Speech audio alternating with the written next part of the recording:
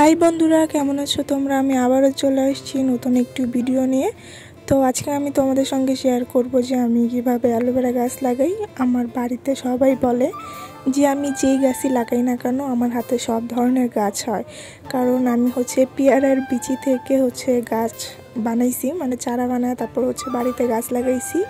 আমার গাছে এখন অনেক পেয়ারা ধরে। তারপরে মেহেদির ডাল দিয়ে আর কি অনেক বড় একটা মেহেদি গাছ লাগাইছি, ওইটাও ভালো পাতা টাতা হয়। এবং আম গাছও লাগাইছি, অনেক ধরনের গাছ আর কি লাগাইছি, ফুল গাছ, পাতাবাহারের গাছ। এই জন্য সবাই আমাকে বলে যে আমার হাতে আমি যাই লাগাই না কেন তাই হয়, যাকে নিজের প্রশংসা না করি।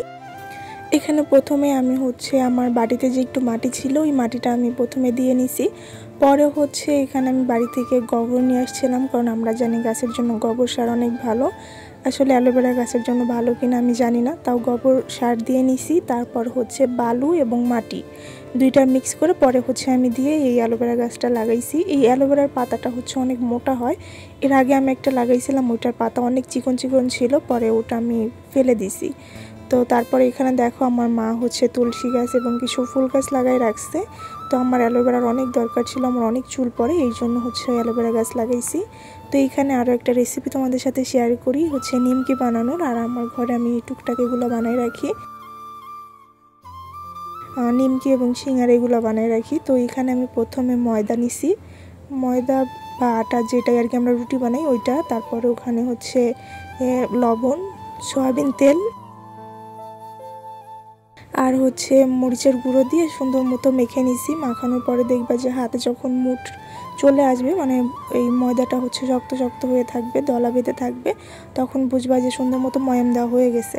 তো এটার মধ্যে আমি অল্প অল্প করে পানি দিয়ে বা জল দিয়ে একটা সুন্দর ডো বানাই নিব।